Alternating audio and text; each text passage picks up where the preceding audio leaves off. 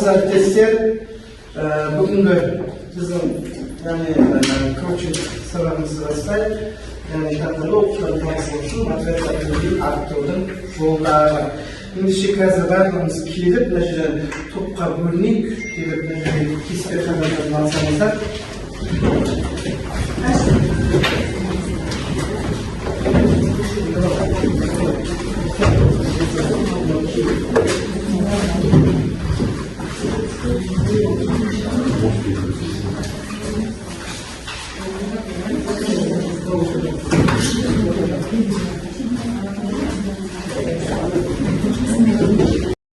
Tamam arkadaşlar, hazır biz 3 topka bölündük. İngilizce sohbetimizin toptun atağымен жалпы бөлінген қағаздарды нақыл сөздермен оқып таныстырып жүрсеңіздер. Бірінші топтан бір өзіңізді таныстырып жүрген болса, таныстырып жүрсеңіздер.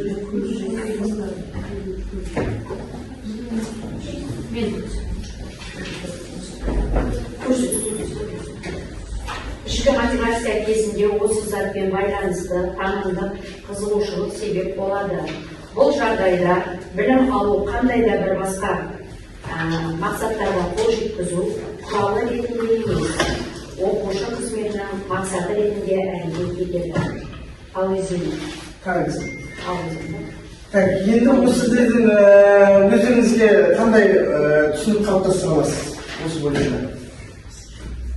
Мақсат не деп тұр? Танымдық қызығушылық, одан кейін білім алу. Мотивацияда, яғни танымдық қызмет әсер етеді. Басқа мақсатқа қол жеткізу үшін ол құрал ретінде емес, оқушының қызметінің мақсаты ретінде әрекет ету керек. Өте жақсы. Келесі топ. Өздеріңіз біреуін таныстырып жіберсеңіздер.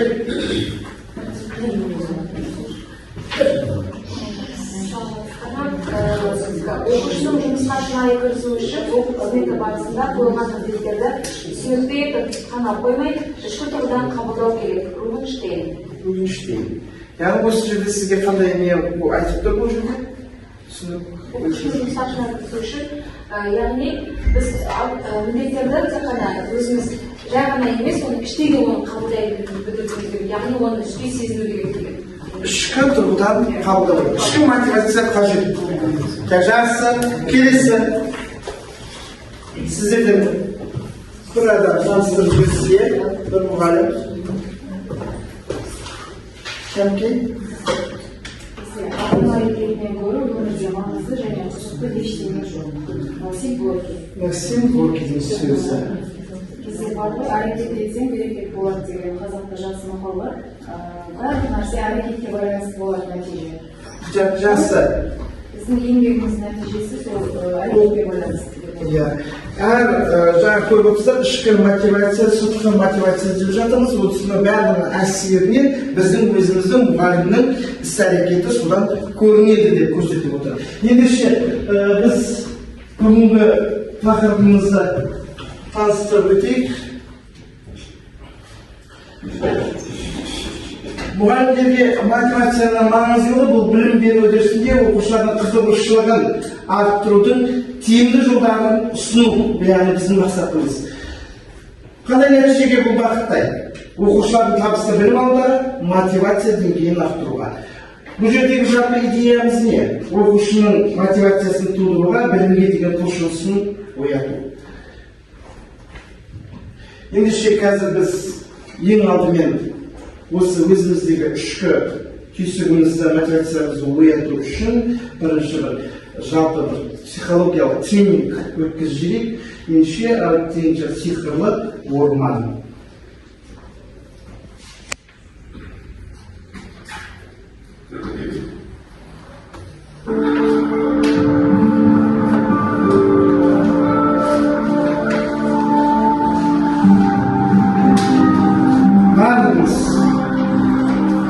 Көзімізді жұмамыз, бәріміз көзімізді жұмайық, өзімізді саяхатқа шықтық деп есептейік.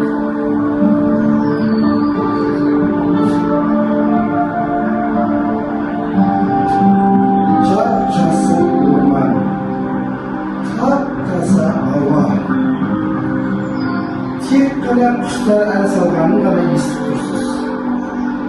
Siz ormanda kadar uçursunuz. Siz жалғыз емессіз. Кіммен тұрып жүрсіз? Қазіргі таңда өміріңізде маңызды орын алатын адам. Орманда жүріп жүріп бір жануарды көрдіңіз.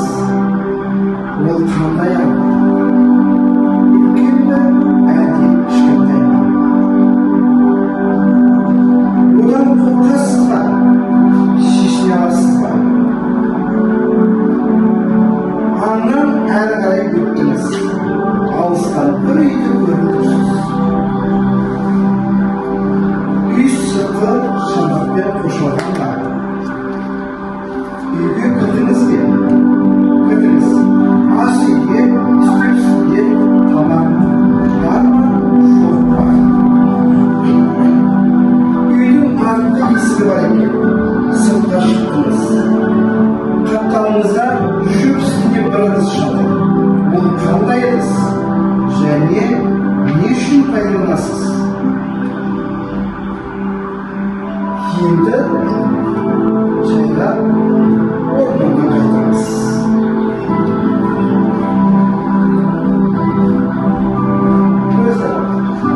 Көзді ашамыз. Ал енді біз осы аутотренинг психологиялық тренингімізді қазір айтып берейік. Жап-жасыл орман, таза ауа, тек қана құштар ән салған ғана естіп тұрсыз. Сіз орманда қыдырып жүрсіз. Сіз жалғыз емессіз. Кіммен қыдырып жүрсіз дейді. Ал кім біреу бір топтан бір адам тартып жүрейік. Кіммен қыдырып жүрсіз? Мен баламмен қыдырып жүрмін орманда. Өте жақсы. Яғни ол сіздің өміріңіздегі маңызды орын алатын адам. Енді сізге орманда қыдырып жүріп бір жануарды көрдіңіз. Ол қандай адам? Үлкен бе, әлде кішкентай ма? Ол орташа киік. Орташа киік. Бұл сіздің проблемаңыз. Орташа проблема кезінде. Одан қорқасыз ба, шешіне аласыз ба? Шешінемін. Сіздің аңға деген көзқарасыңыз. Яғни өзіңіздің проблемаңызға өзіңіз шешіне қарай жүресіз. Аңнан ары қарай өттіңіз, алыстан бір үйді көріп тұрсыз. Ол үлкен бе, әлде кішкентай ма дейді?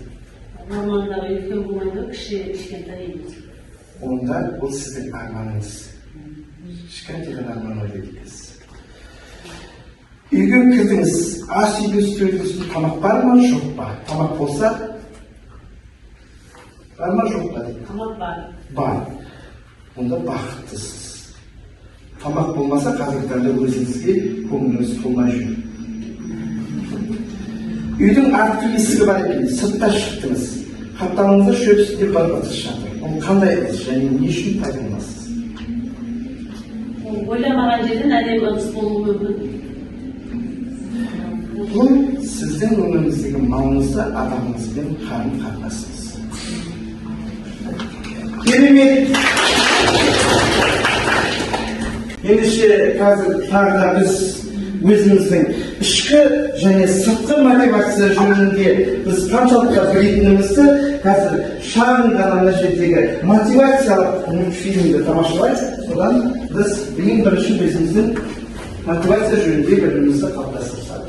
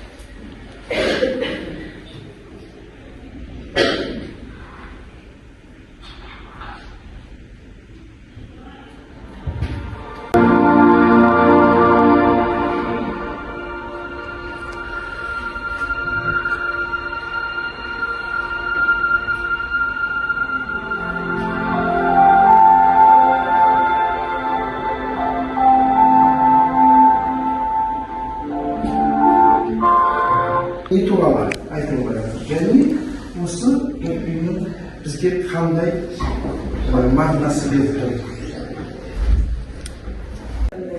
Тек қана негативтерді өзі ойлап жүрді ғой. Кейін жаңағы әкесі қайтыс болған кейін уже өмірге деген көзқарасы өзгерді.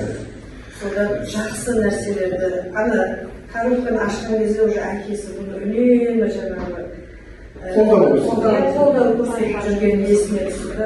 Бұл да басқаларға көзқарасы өзгерді. Өмірге деген жақсы нәрселерді өзі ойлап жаңағы мақсатқа жету үшін айналасына деген көзқарасын өзгерту арқылы мақсатына арманына жетті. Өте жақсы. Енді осы жерде жетуге себеп болған нәрселер көрініп тұр, бірақ біз оны ашып айтпай жатырмыз қазір.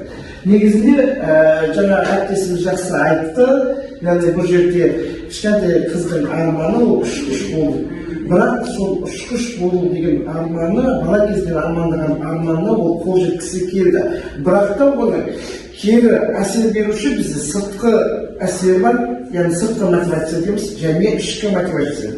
Яғни бұл жерде баланың сыртқы мотивациясы басым болып кетті де, ішкі мотивациясы не болды? Жоғалды балада, біртінеп жоғалды. Кейін ол ішкі мотивацияны қайдан алды? Өзінің балалық жағына қайтадан оралды. Балалық арманын қайтадан жүзеге асыру үшін. Сонда ол ішкі мотивацияны оятпай, сыртқы мотивацияны көтеп беру қиын екендігін түсінді. Міне содан бар бала ішкі мотивацияны қалыптастырғаннан кейін бар, ол өзінің деген арманына жетті. Адамда, яғни оқушыда дәл осындай. Ішкі мотивациясын оятпай, біз сыртқы мотивацияны әсер ете алмаймыз.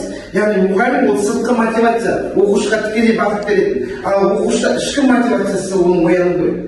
Баланың білімге деген құлшынысын оятуымыз керек. Бала өздігінен мен білім аламын деп ұмтылу керек.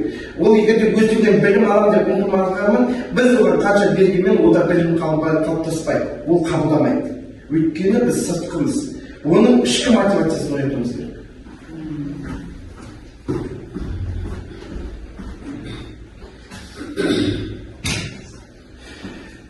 Енді осы жайында былай дейді. Яғни кішігірім, яғни гипотеза, яғни соған егер оқушылар пән бойынша берік білім алуға ынталы болған жағдайда, мысалға математика болсын, жаратылыстану бағытындағымызда география, биология, химия деген сияқты бұл жағынан былай алып шығайық, алға қойған мақсатты іске асыру үшін, яғни оны гипотезаны тексеру үшін жалпы ғылыми және психологиялық әдістердің жиынтығын пайдаланады. Проблема, яғни әдебиеттерді зерделеу. Эмпирикалық, яғни педагогикалық бақылау, тестілеу дейміз. Әр мұғалім оқушылардың мектепте жақсы оқуын, қызығушылықпен және тілекпен оқуын қалайды. Бұған оқушылардың ата-аналары да мүдделі. Бірақ кейде мұғалімдерде ата-аналар да бала оқи алады деп сенеді. Өйткені ата-ана менің балам оқиды деп әрдайым айтады. Бірақ кейде мұғалім де мысалға оқиды, ол өздігінен алыс шығады дейміз. Бірақ та кейде біз кей барлығына бірдей бұны айта бермейміз, оқысы келмейді, жақсы айналады, ал тілегі жоқ деген сияқты нәрселерді айтамыз. Бұның өзі де балаға әсер етеді тікелей. Өйткені біз баланың несін өшіреміз, ішкі мотивациясын өшіреміз. Сондықтан да ежелгі даналықтан былай атты суаруға апаруға болады, бірақ оны ішуге мәжбүрлеуге болмайды. Оны өздеріңіз жақсы білеміз, қазақ атты суалыққа апарған кезде біз атты іш деп тұрмаймыз. Аттың басын қоямыз, аттың өзі ішеді. Балаларды тақтаға отырғызбен тәртіпке қол жеткізуге болады, бірақ қызығушылықты оятпай, ішкі уәждемесіз білімді игеруге болмайды. Бұл тек қана оқу қызметінің көрінісі болады. Егер оқушының оқу ынтасы болмаса, біздің барлық ойларымыз, ізденістеріміз бен құрылыстарымыз күлге айналады. Бұл Сухомлинскийдің тұжырымдамасы.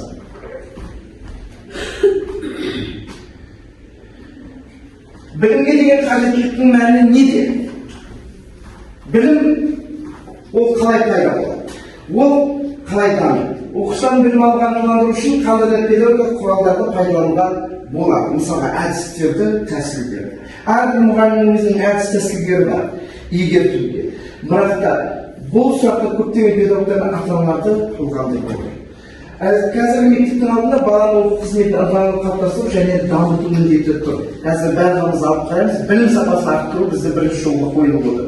Қандай жолмен, қандай әрекетпен арттыру керек. Бұл оқушының уәждерінің мақсаттарынан қолдайтын процесс. Яғни біз ең алдымен оқушының ішкі уәждемесін алып қарастыруымыз керек. Оқушының ішкі уәжін зерттеу арқылы біз жаңағы айтып отырмыз, психологиялық тестілеу дейміз, яғни бақылау жүргізу арқылы. Балада қандай, ол жерде проблема жатыр. Баланың егерде біз проблемасын анықтап алса, онда мұғалімге ол білімді игерту оңай болады. Біз неге тестке орталықтарға барған кезде ұбт-ға дайындаймыз, неге психологтарға көп жүрмейміз? Өйткені баланың ішкі проблемасын анықтау көмектеседі. Біз мұғалім тек қана сыртқы проблеманы, біз сыртқы уәждемесін қалыптастырамыз. Ішкі уәждемесін біз оны қалыптастыра алмаймыз. Оқушы өзі қалыптастырады ішкі уәжді. Ол кіммен? Ол ішкі уәжді түрткі болатын әрекеттермен. Оны бізде кім істейді? Психологтар тікелей соған ішкі уәжін оятуға жұмыс жасайды. Яғни балаға не бар? Өзінің күш-күйін береді. Ол ата-ана береді оған. Ол психологтар береді. Мысалы бізге ашық айтпаған нәрсені ол кімге айтады? Ата-анаға да айтпайды кейде.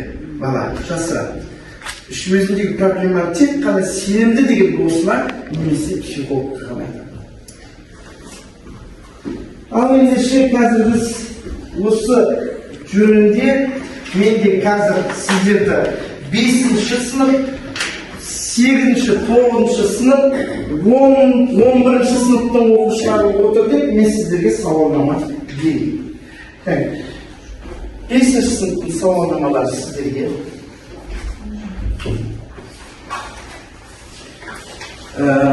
9-ші сыныптың, 8-9 сыныптың сауалнамалары сіздерге. Сіздерге 11-ші сыныптың сауалнамалары. Осыны өздеріңіз толтырыңыздар.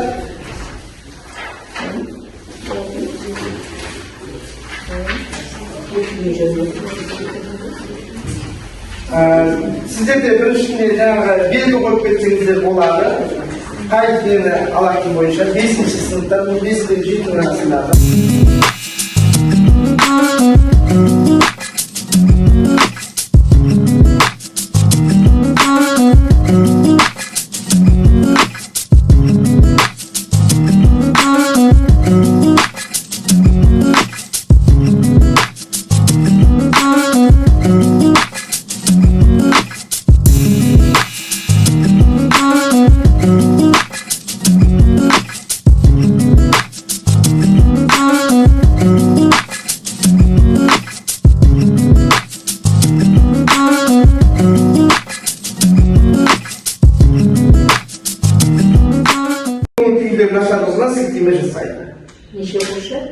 Бейімсіздік мектепке деген теріс көзқарас.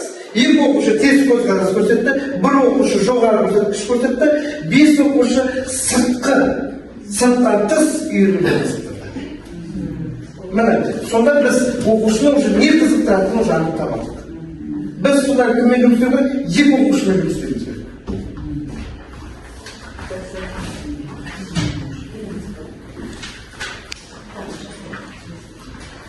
Енді бізде жоғарғы және ортақ білім.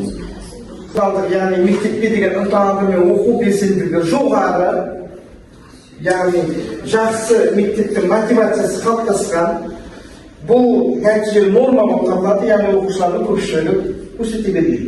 Жоғарғы сыныптар бойынша, яғни мына жерде бір оқушының жұмысы деп алайық. Бұл жерде ең төмен мотивациясы бұл 6-шы деңгей. Яғни 6-шы деңгейде ол жерде бала бізге оқу пәндеріне оқу қызметіне қарай ұнату керек. Яғни мұғалімді. Мұғалім тек қана бір ғана өзіне тарда оқитын, ұнайтын ғана мұғалім ғана сабағын оқиды керек. Қалған қысқырмайды. Ал енді мына жердегі көрсеткіштер бойынша 14 ең төменгі, яғни 1-ші, 2-ші, 3-ші, 4-ші, 5-ші деңгей төмен болып тұр. бұл жерде 5-ші деңгейіміз 5-ші деңгей, яғни